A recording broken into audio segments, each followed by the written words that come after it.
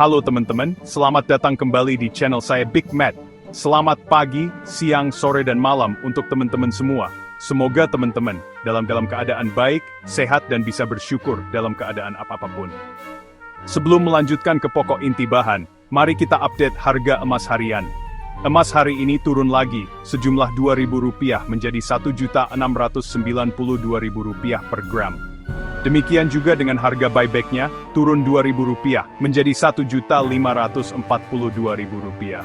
Ada banyak faktor yang mempengaruhi harga emas, simak videonya, yuk mulai.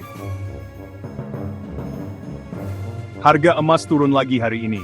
Harganya jatuh ke Rp1.692.000 per gram.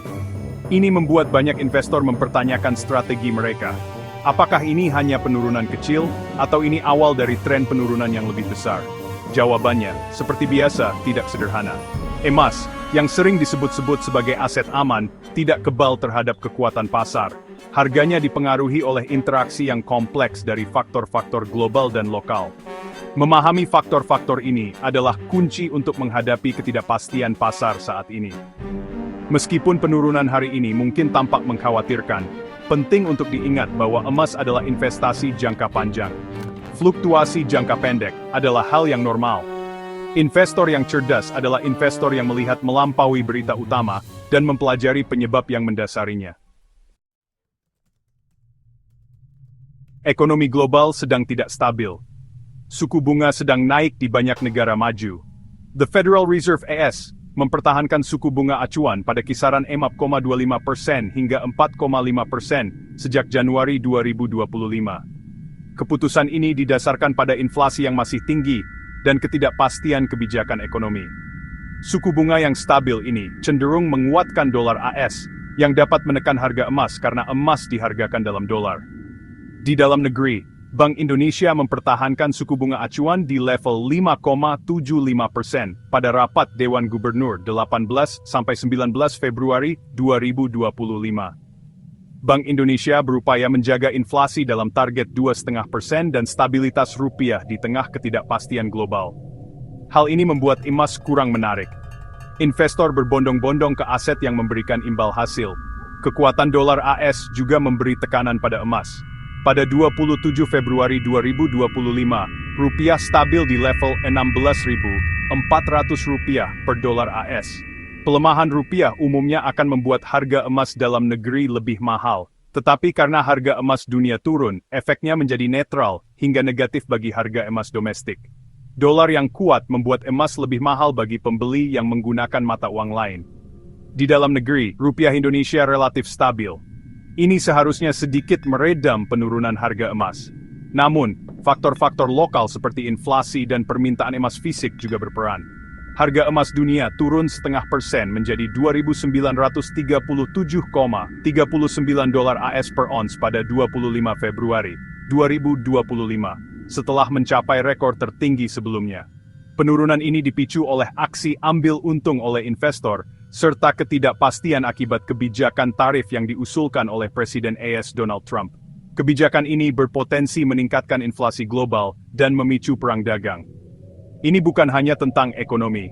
Peristiwa geopolitik dapat menggerakkan harga emas.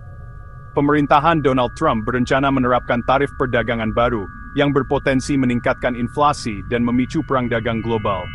Hal ini justru membuat pasar lebih berhati-hati terhadap aset emas. Ketidakpastian dapat memicu permintaan aset aman. Kita berada dalam periode risiko geopolitik yang meningkat. Seharusnya ini mendukung harga emas. Tapi ternyata tidak. Yang menunjukkan faktor lain sedang berperan. Investor yang cerdas melihat melampaui fluktuasi harian. Mereka fokus pada indikator-indikator kunci. Salah satu indikator tersebut adalah pergerakan dolar AS. Jika dolar terus menguat, emas mungkin akan kesulitan. Sinyal penting lainnya adalah suku bunga real. Ini adalah suku bunga yang disesuaikan dengan inflasi. Ketika suku bunga real naik, emas seringkali turun. Sentimen investor juga penting. Apakah investor bergerak menuju risiko atau menjauh darinya? Tingkat ketakutan yang tinggi seringkali menguntungkan emas. Sebaliknya, ketika investor percaya diri, emas cenderung berkinerja buruk. Analisis teknikal juga dapat memberikan wawasan. Pola grafik dan indikator dapat menandakan potensi pembalikan tren.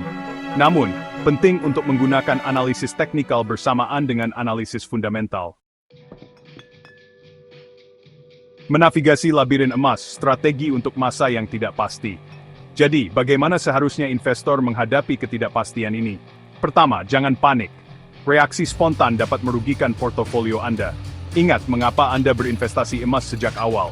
Emas adalah lindung nilai terhadap inflasi dan penyimpan nilai. Kualitas-kualitas ini tetap berlaku. Pertimbangkan horizon investasi Anda. Jika Anda adalah investor jangka panjang, fluktuasi harga jangka pendek seharusnya tidak menjadi perhatian Anda. Bahkan, fluktuasi tersebut dapat menghadirkan peluang pembelian. Namun, jika Anda memiliki horizon waktu yang lebih pendek, Anda mungkin perlu menyesuaikan strategi Anda. Diversifikasi adalah kuncinya. Jangan menaruh semua telur Anda dalam satu keranjang. Emas harus menjadi bagian dari portofolio yang terdiversifikasi. Ini akan membantu mengurangi risiko. Terakhir, tetaplah terinformasi. Ikuti terus perkembangan global dan lokal yang dapat memengaruhi harga emas. Fajar emas atau senja yang berlanjut, memetakan jalan ke depan. Memprediksi masa depan harga emas adalah hal yang sia-sia, terlalu banyak variabel yang berperan. Namun, kita dapat membuat beberapa perkiraan. Faktor-faktor yang saat ini membebani emas, seperti suku bunga tinggi, kemungkinan akan bertahan dalam jangka pendek. Ini menunjukkan bahwa pelemahan lebih lanjut mungkin terjadi. Namun, ada juga alasan untuk optimis. Inflasi tetap tinggi di banyak belahan dunia. Risiko geopolitik meningkat. Faktor-faktor ini dapat mendorong permintaan emas sebagai aset aman.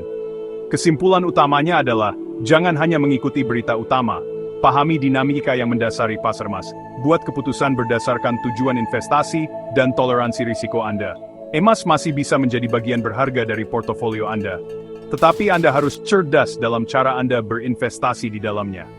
Demikian penjelasan dari saya, semoga bermanfaat. Jika teman-teman menyukai videonya, bisa like, komen, dan subscribe. Dan jangan lupa share ke semua media sosial Anda. Sampai jumpa di pembahasan selanjutnya. Terima kasih sudah menonton.